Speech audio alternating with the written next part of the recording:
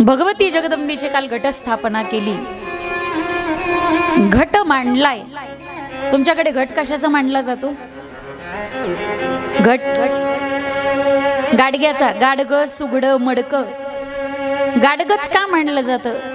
कारण ते नरदेहाचं प्रतीक आहे. सोपं बोलू, आपण संक्रांतीला वाण घेऊन जातो, ज्याच्यात घेऊन जातो ताटात, ते काय असतं? मडक सुगड. ज्याच्यात घेऊन जातो ते मडक सुगड नरदेहाचं प्रतीक आहे. काल्याच्या कीर्तनात कृष्ण हरपला, अख्ख्या गावात कुठे सापडाना. मग यशोदा माईने सहज मंथन करण्याकरता त्या डेऱ्यात हात घातला. त्यावेळी त्या डेऱ्यामध्ये जावळ लागले देवाचे. जावळ धरून तसाच वरवडला, कृष्णा अख्ख्या गोकुळामध्ये तुला एवढी जागा सापडली का रे? त्यावेळी आईला सांगितलं, मैया मी घटात लपलो. याचा अर्थ मला जगाला सांगायचं, सगळ्या जगातल्या घटाघटात माझंच वास्तव्य आहे. घट मांडलाय मातीचा. धान्य पेरायचंय. आधी मंडपे घातली, त्याच्यामध्ये ज्ञान वैराग्याची झालर लावली, त्याला फुलवारा बांधलाय.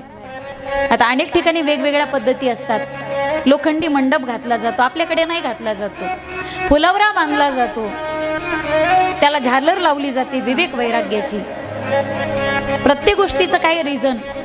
घट मांडलाय, त्याच्यात धान्य टाकायचंय. शेतातून आणलेली वावरी माती, त्याच्यामध्ये धान्य टाक. बरं, धान्य तेच टाकायचंय ज्याचा आपण नवरात्रामध्ये ज्याची पेरणी करणार आहोत, कारण हे पेरणीचे दिवस आहेत. नवरात्राच्या नंतर आपण ज्याची पेरणी करणार आहोत तेच धान्य त्या घटामध्ये टाकलं जातं आणि उगवलं जातं. केवढी उदात्त संकल्पना होती पूर्वजांची. तुम्ही जे शेतात पेरणार आहात, पण जे बीज पेरायचंय ते कोणत्या दर्जाचं आहे, कोणत्या क्वालिटीचं आहे, त्याची उत्पादन क्षमता कशी आहे, पण हे परीक्षण करायचंय कसं? घराच्या बाहेर जाऊ नका.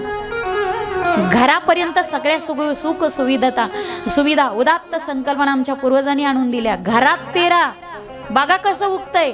10 दिवस त्याचं निरीक्षण करा, परीक्षण करा, आणि मग ते बी म्हणून शेतामध्ये पेरण्यासाठी वापरा. ही पूर्वजांची उदात्त संकल्पना. एवढा श्रेष्ठ धर्म म्हणजे तो आपला धर्म, हिंदू धर्म. एवढी श्रेष्ठ संकल्पना या भारत देशामध्ये.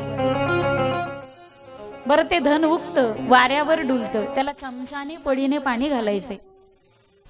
कमी पाण्यामध्ये सुद्धा सर्व क्षेत्र तुम्ही ओलिताखाली कसं आणू शकतात? ठिबक सिंचन ही संकल्पना, हा प्रकल्प पूर्वजांचा. तुम्ही एक एक गोष्टी तुम्हाला लिंक होत चालेल मी आता मी बोलल्यानंतर. आपली लोक पूर्वीचे वेडे नव्हते, तंत्रज्ञान विकसित नव्हतं, पण विज्ञान तेव्हाही होतं. त्यांच्याही संकल्पना होत्या. 9 दिवसांमध्ये घटस्थापना करून ते धन हळूहळू वाढू लागतं. 9 दिवस उपवास केला जातो, जागरण केलं जातं, पारणं केलं जातं. पण एक गोष्ट लक्षात घ्या, 9 दिवस तुम्ही जगदंबेचा उपवास करतात. काही जण एवढे कडक उपवास करतात, एकच टाइम फराळ करतात. काही भागांमध्ये मग सोडून करतात. आपण जसं सोमवार सोडतो तसं सोडतात ते. एक टाइम जेवून मग उपवास करायचा. काही जण एकच टाइम पाणी पितात, पाणीच पित नाहीत. काही जण चप्पलच घालत नाही. ज्याची त्याची यथाशक्ती, ज्याची जशी भावना असेल. वाक्य लक्षात घ्या माईबाप. 9 दिवस तुम्ही घट स्थापित करत असाल, घरामध्ये नवरात्रात उपवास करत असाल, पण उपवासामध्ये उपवास करून जर राग आला, नवरात्राचं पुण्य कधीच भेटत नाही. फराळ करून जर माणसाला ढेकर आला, महिला मंडळ, तर उपवासाचं पुण्य मिळत नाही. घरामध्ये तुम्ही उपवास करत असाल, पण सुनेला जर सासू शिव्या देत असेल, तर त्या घरामध्ये नवरात्राचा पुण्यभाग कधीच प्राप्त होत नाही. घरात नवरात्र उत्सव साजरा करत असाल, पण बायको जेवत असताना मागून नवरा येऊन तिच्या कमरेत जर लाथ घालत असेल, एक काय 1000 नवरात्र केले तरी त्या घरात नवरात्राचा पुण्यभाग कधीच मिळू शकणार नाही. नवरात्रात तुम्ही देवीच्या सवाष्ण घेऊन जात असाल, ओटी भरत असाल खाना नारळांनी, रंगाच्या साड्या घालत असाल, गोंधळ घालत असाल, देवीची गाणी म्हणत असाल, कुलपीठावरती कुलदेवतेच्या दर्शनासाठी तुम्ही 200, 250, 300 किलोमीटर वरती जात असाल, एवढा मोठा सुख सोहळा करत असाल, पण घरात घरच्या सुनेचं गर्भपरीक्षण करून तिच्या गर्भातल्या बालिकेला जर गर्भातच मारायचा प्रयत्न करत असाल, तर अशा घरामध्ये नवरात्राचा पुण्यभाग कधीच प्राप्त होऊ शकणार नाही। ज्या दिवशी आमच्या गर्भातली एकही बालिका गर्भात मारली जाणार नाही असा पुण्य दिवस, आनंदाचा दिवस ज्यावेळी त्या गर्भातल्या कोवळ्या लेकरांना दिसेल, त्या दिवशी भारतात साजरा होणारा प्रत्येक दिवस हा नवरात्र महोत्सव म्हणून साजरा झाल्याशिवाय राहणार नाही।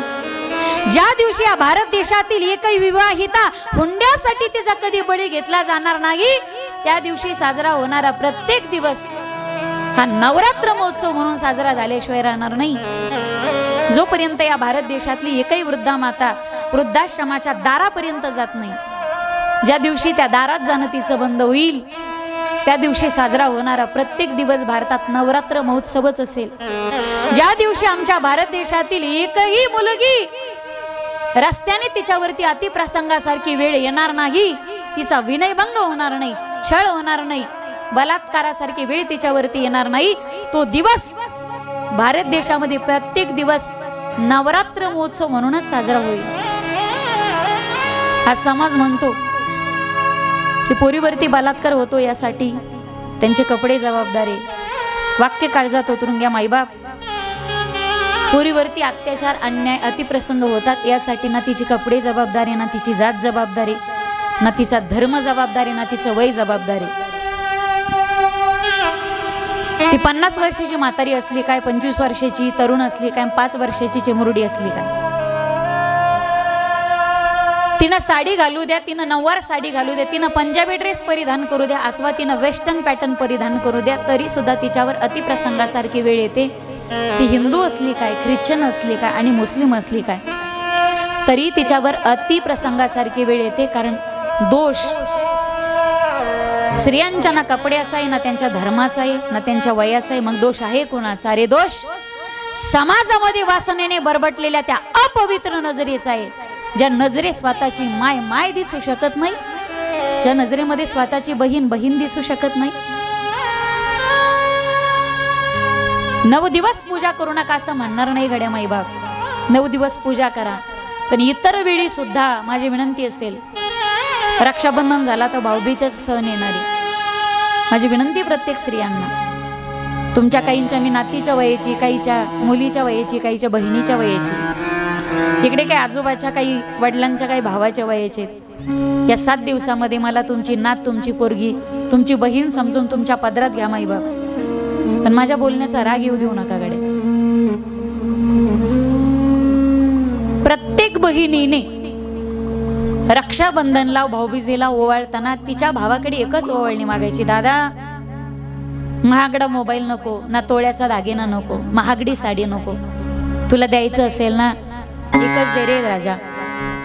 घरामध्ये जशी तू माझी रिस्पेक्ट करतोस, घरात माझा जसा आदर करतोस, घरातून बाहेर पडल्याच्या नंतर लुगड्यात दिसणारी म्हातारी तुझी आजीच आहे, साडीत दिसणारी बाई तुझी आईच आहे, आणि ड्रेस मध्ये दिसणारी प्रत्येक पोरगी तुझी बहीणच आहे, असं जोपर्यंत तुम्ही समजत नाहीत तोपर्यंत भारतासारख्या संस्कृती प्रधान देशामध्ये महिलांवरती होणारे अन्याय आणि अत्याचार अजिबात आटोक्यात येऊ शकत नाही।